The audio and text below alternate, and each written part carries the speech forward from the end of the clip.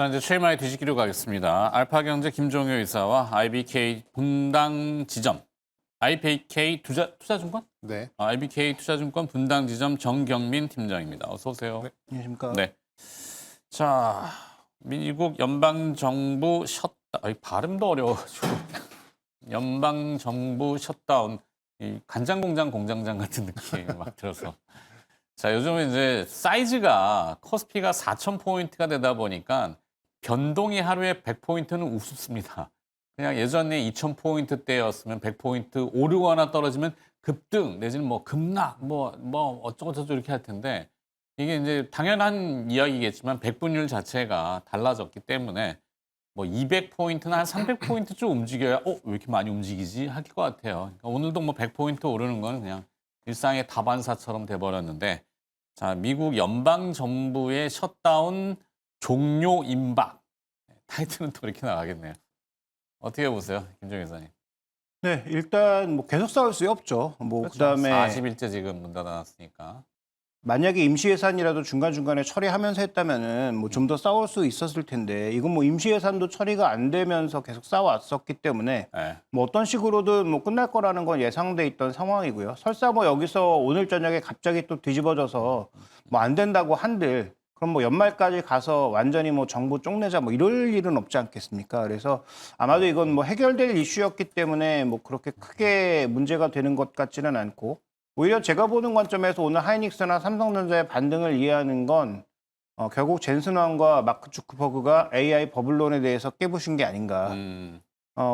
AI 반론을 강하게 제시한 거죠? 얘기한 그러니까 거죠? 어제 지난 금요일 날이었던 거죠. 그러니까 뭐 젠슨 왕 같은 경우에는 우리 TSMC에 주문 더 할 건데? 라고 얘기를 했고 마크 주크버그 같은 경우에도 더 강한 투자를 얘기하다 보니까 뭐 버블일 수 있는데 그다음에 주가가 일부 조정받을 수 있는데 투자를 멈출 생각이 전혀 없는데 라는 생각으로 바뀌게 된 게 아닌가. 네. 거기다가 이제 우리 시장은 외국인 수급의 또 하나의 그 축이라고 할 수 있는 배당 분리 과세 같은 것들에 대한 이 결정론이 나오면서 오늘 또 다시 이제 급반등을 시도하는 게 아닌가. 그래서 전 여기서 내릴 때도 뭐 흥분할 필요가 전혀 없었지만 올라갈 때도 흥분할 이유가 뭐 전혀 없는 상황이 아닌가. 뭐 내가 가지고 있는 종목이 이렇게 지수 올라가는데도 급락한다면 그건 조금 다르겠지만 네. 뭐 그런 상황이 아니라면 지금은 그냥 4천선 부근에서 다시 한번 이 레벨업 단계에서 기간 조정을 겪는 그런 형태로 좀 가고 있는 게 아닌가 이렇게 보고 있고요. 무엇보다도 이번 장은 반도체 이익 증가를 기반으로 올라왔기 때문에 반도체에서 갑자기 이익이 빠질 만한 그런 빅 이슈가 터지지 않는다면 저는 뭐 이 이상한 급락은 거의 가능성이 낮다고 보고 있습니다. 네. 뭐 재료에 따라서 뭐 출렁출렁거릴 수 있는데 어찌됐건 미국의 뭐 이 얘기는 사실 뭐 우리가 어찌 알겠어요. 그들이 풀어가야 될 문제고 그 얘기 뭐 길게 해봐야 뭐 뉴욕 증시 본장 또 열어보면 또 나타날 거고 일단 우리 입장에서 보면 오늘 이슈는 아까 김종인 의사 말씀하신 배당 소득 분리과세 집권 여당이 당정대까지 지금 뭐 그냥 아우르는 것 같긴 한데 시장 친화적으로 어쨌거나 어떻게 올라온 4,000포인트인데 이건 내줄 수 없다. 그래갖고 또 시의성을 비춰서 내놨습니다. 근데 실제 체감하는 게 커요? 크진 않죠. 고객분들. 크진 않습니다. 뭐 그러니까 예를 들어 지금 뭐 반도체 위주의 AI 위주의 이제 범 AI죠. 그냥 뭐 배당을 많이 받아봤어야지 뭐 이게 이런 알죠. 시장 분위기. 그러니까 뭐 배당 그 얼마 받겠다고 뭐 이 종목을 사느냐 한 분들이 이제 일단 대다수고. 그러니까 1억 배당 받아갖고 뭐 이동안 기존에 35%였어요. 네네. 근데 그러면 이제 3,500. 25%로 이제 뭐 그러니까 1억 배당 받으면 3,500만 원 떼간다는 거 아니에요? 네. 단순히. 네. 근데 그걸 2,500만 원만 떼어간다는 네. 거 아니에요? 그죠? 약간의 이제 유인이 생겼다. 심리적인 요인이고요. 그게 이제 실효적으로 얼마만큼의 이제 국고의 뭐 감소 뭐 이거를 또 요즘에 이제 일부러 이제 집값을 전 제가 보기엔 집값을 올리려는 정책 같아요. 이거 모르는 건 아닌 것 같은데 이제 보유세를 통해서 이제 세금을 좀 올리고 그리고 이제 그 부분에 대해서 정책적으로 이제 금융시장 특히 이제 증시에 대한 활성화를 계속해서 이어가고자 하는 약간 그런 연장선이 아닌가 개인적으로 이렇게 생각을 하는데 일단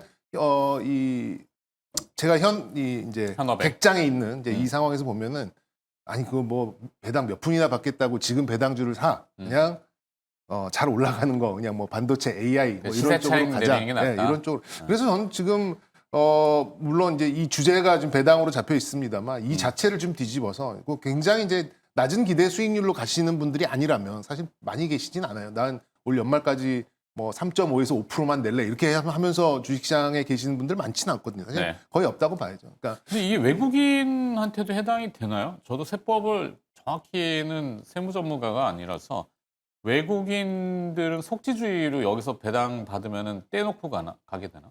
22%는 내고 21%? 22%는 내고 아, 원래 22%, 2%는 이제 추가적으로 부가 붙으니까 외국인들은 그렇게 세금 부여받고 네. 뭐 국가 가서 또 내는 건 또 알아서 또 아, 각각 자기네 법에 따라서 국가에서. 결정되겠죠.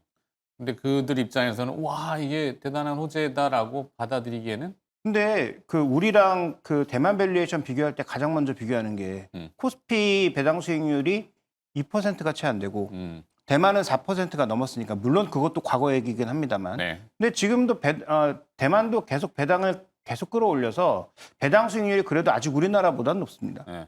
그러면 그들의 입장에서는 외국인들이 다루는 그러니까 뭐 외국인도 외국인 나름이지만 외국인들 대형 펀드라고 하면 그들의 이제 목표 수익률이라는 게 있으니까 배당 수익률이 예를 들어서 한 100bp 정도 개선되는 것은 엄청난 투자 요인이 되기는 하죠.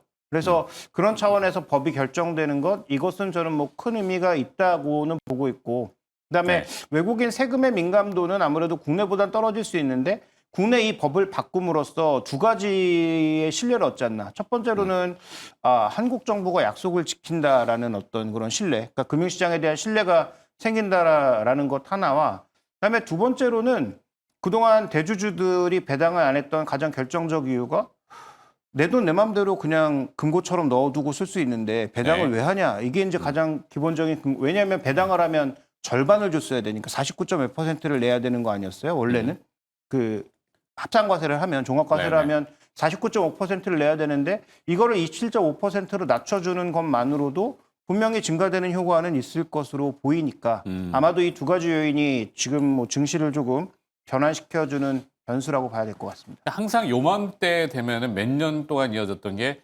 대주주 양도세 때문에 그 양도세 회피용 물량이 11월, 12월에 개별주들한테 또 집중됐었잖아요. 그거를 일단 조금 막아내는 효과가 있을지는 잘 모르겠는데 있겠죠? 있으니까 뭐 있겠죠. 없진 않을 것 같은데 클 네. 것 같지 않아요. 워낙 지금 이제 이 지수 자체가 좀 많이 올라온 상황이고. 그리고 그거잖아요. 네. 배당이라는 게 아까도 말씀드렸지 실제적으로 개인 투자자들은 배당에 체감하는 게 크지는 않아요. 한 5월 경인가 이제 잔고를 보면 몇십만 원이나 뭐 혹여나 100만 원 단위로 들어오면은 공돈 생겼네라고 할 수는 있지만 보통 보면 우리가 이제 얘기하는 배당 성향이 있고 배당 성향은 벌어들인 돈에 기업이 얼마를 배당할 거냐라는 거잖아요. 거기에 이제 배당률이라는 것도 액면가 기준에 그러니까 이 액면가를 개인 투자자들이 그렇게 많이 혼용하는데 액면가 5,000원짜리가 있고 대부분 요즘은 500원짜리들이잖아요. 뭐 삼성전자는 100원이죠. 네이버도 100원이고 액면가가. 그러니까 액면가 기준으로 배당 성향, 그러니까 배당률을 계산하면 이것도 얼마 안 되고 그래서 실제적으로는 시가 배당률 100만 원짜리 주식의 시가 배당률 3%면 3만 원 주는 거 아니에요, 그죠? 그러면 체감적으로는 괜찮네, 이렇게 막 이렇게 산수를 하니까.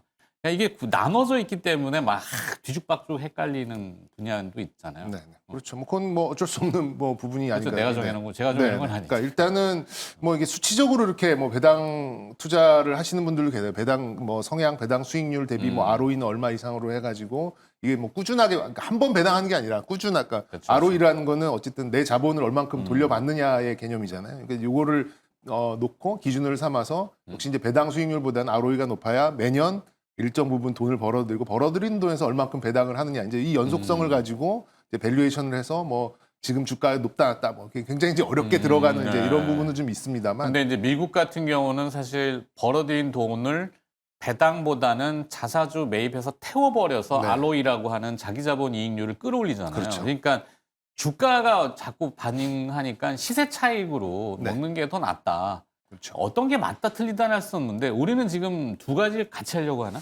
어쨌든 지금 그러니까 산술적으로 봤을 때는 자본이득이 훨씬 나은 거죠. 이제 세금 뭐 50억이 넘는 대주주 요건만 아니라고 그렇죠. 한다면 뭐 일부러 이제 배당을 회피하려고 이틀 전에 뭐 이렇게 보유하신 주식 다 매도하시는 고객분들도 있어요. 뭐 네, 현업에 있다. 그까지 배당 안 먹어. 네, 그냥 세금 내고 뭐 종합과세 되고 이런 거 싫으시니까 그냥 싹 팔고 그냥 새해가 밝았을 때 이제 새롭게 매년마다 반복되는 매년 반복되는 이제 그런 이제 행태가 있는데 어쨌든 지금은 뭐 잘 짚어주셨습니다만 이제 이 배당 수익률도 배당 수익률입니다만 이제 자사주를 많이 갖고 있는 그런 종목들 특히나 이제 지주사 같은 종목들은 네. 대부분 이제 대주주의 이 지배 구조를 위해서 이제 보조적인 성격으로 이제 자사주를 많이 들고 있었는데 그거를 이제 함께 소각을 하고 또 이 배당 수익률을 높이는 이제 그런 요인까지 함께 온다면 좀 주가의 이제 산술적인 이 주가 이론 가격이 올라가지 않겠느냐 하면서 지금 오늘은 금융주보다도 오히려 이제 자사주 많이 들고 있는 지주사 관련된 종목들이 조금 더 좀 불을 뿜고 있는 게 아닌가 좀 생각이 들어요. 뭐 근데 해당 종목들 이렇게 찢어 보면은 이제 뭐 영업 이익이 나오고 있는 그러니까는 이제 이 몇 퍼센트의 이제 자회사들을 가지고 그걸 이제 연결 기준으로 어떤 이제 수치를 만들어내는 그런 지주사보다도 자체적인 이제 영업이익을 찍어내는 이제 그런 지주사들이 오늘 조금 더 강세를 좀 띠고 있는 것들을 네. 보면 역시 이제 이 두 가지가 동시에 작동하는 종목들이 조금 더 주가 상승률을 높게 나타날 수 있다 이렇게 좀 추정할 수 있을 것 같습니다. 자, 이게 어떻게 보면은 약간 양날의 칼처럼 될 수도 있어요. 벌어들인 돈을 재투자하고 뭐 물론 그걸 다 제외하고 이제 배당을 결정하겠지만 투자 안 하고 야 벌어들인 거 이제 잔치 다 해버려 다 나눠 놓고 다 그냥 뭐 어떻게 보면 좋을 수도 있지만 미래에는 우리는 뭘 준비해야 되나 이게 조금 애매모호할 수도 있긴 하겠네요. 그러니까 뭐 예전에 예를 들어서 뭐 S-오일처럼 벌어들이는 돈을 막 90%씩 배당하는 이런 회사 같은 경우에는 미래 성장성은 없지만 그 배당 자체가 또 주가의 하단을 결정하는 아주 중요한 요소가 되기도 하죠. 하단을 막아주는. 근데 하단을 막아주기도 하고 아예 하단을 결정해버리는 그런 요소가 되기도 하죠. 예전에 KT가 그래서 2,000원 배당할 때 4만 원이었다가 배당 1,000원 빼고 나니까 주가가 이제 급락했던 사례도 있고 네. 이번에 SK텔레콤을 비롯한 여러 회사들이 여러 논란으로 인해서 실제로 이익이 줄어들면서 배당 줄어들 것으로 보이니까 주가가 변동성 타는 것도 그렇고 그래서 이 배당이라고 하는 것이 장기 투자자들의 입장에서는 계속 배당을 재투자한다는 토탈 리턴의 개념에서 보면 굉장히 중요한 겁니다. 그래서 장기 외국인들에게는 어쨌든 이런 이슈가 나오면 자사주 소각이 됐든 배당 이슈가 됐든 시장에 긍정적일 수밖에 없고요. 그동안 이런 약속을 한 번도 지키지 않았다라는 측면에서 보면 이런 약속이 하나하나 단계적으로 지켜진다라고 하는 것은 우리 금융시장을 조금 한 단계 업그레이드 시킬 수 있는 중요한 변수라는 건 분명히 보입니다. 그렇죠.